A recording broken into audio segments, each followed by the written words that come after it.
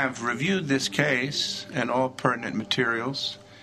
Mr. Schenk, counsel for Parker Snyder, has drafted a petition requesting that all the monies from the trust fund be released in their entirety. He has also requested that Mr. Snyder's status as an emancipated minor be determined at the same time. As a married man, Parker should be eligible for emancipation. The trust fund will make him financially independent. Pending court's approval. Before we continue, I would like to know a little more about the source of this trust fund. Your Honor, I can speak on that. When my son was born, my sister Rosanna... You know, I think if Parker is ready to act as an adult, maybe he can handle that question.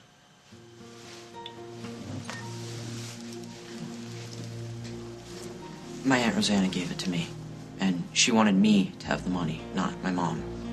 And my parents want to use it to send me to a boarding school, and I don't want to go.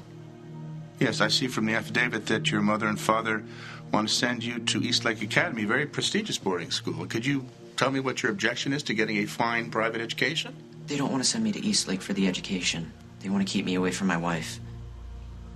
And you find that unreasonable, given that you went out of state, got married without parental consent, and you're still 16 years old? Your Honor, there are extenuating circumstances. Yes, I have read the brief concerning the judgment and motives and temperament of the appointed trustee, Carly Tenney, Mr. Snyder's mother.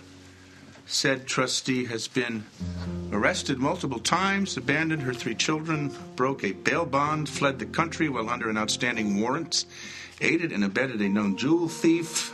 Charges dropped after she repatriated, but family tension remained. Parker's parents married multiple times. Since the last divorce, Parker has been forced to remain in his mother's unstable household, a living situation that has been and continues to be detrimental to his emotional and psychological well-being. Is all the above correct, Mr. Snyder? No, Your Honor, that's not correct. In fact, it's dead wrong.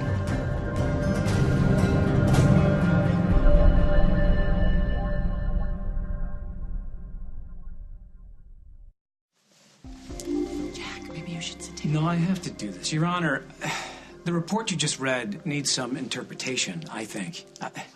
The facts may be true, yes, on the surface, but they give the impression that Parker's been living in some kind of nightmare home life, and that is just not the case. Carly has made some mistakes. Yes, I have too. Just recently, as a matter of fact. Maybe I've been too strict on my son. But know this. Parker's mother loves him very much. I love him too, and we never laid a finger on his trust fund. And we never had any intention of using any of that money until recently with his school. My question was to Parker. Please sit down so this hearing can continue. Parker, since this is the substance of your petition, I need to hear from you, in your own words, why you think your mother has been derelict. And I need you to clarify 2 things. I need to hear from you why you think she is unfit to be a responsible parent, and why you think she is unfit to be a responsible trustee for your financial assets. It's all in the papers. You just read it. I just really need this to be done.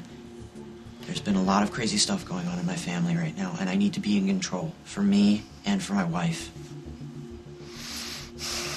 Okay, well, I need a little time to think about this.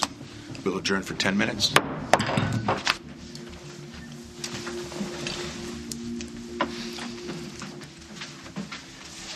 Hey.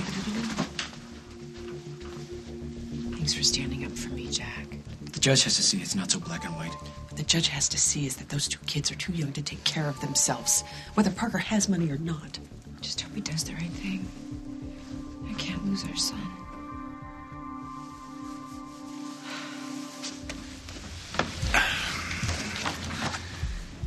This hearing is back in session.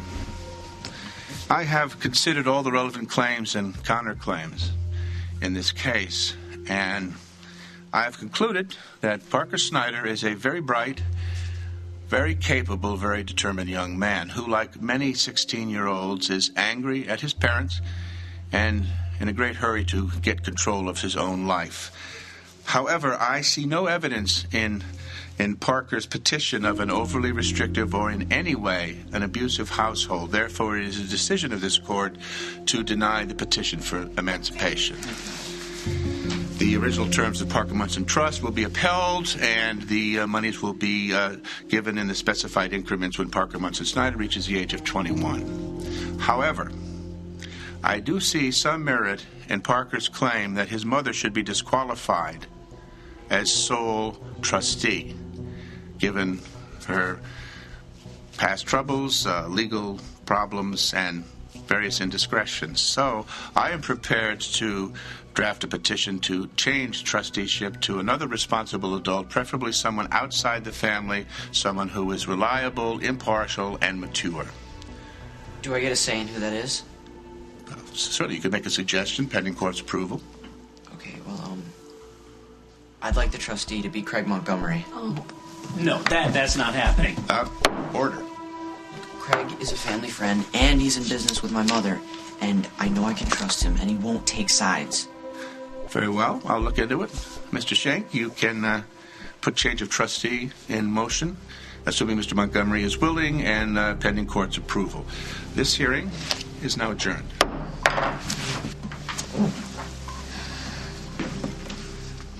A word outside.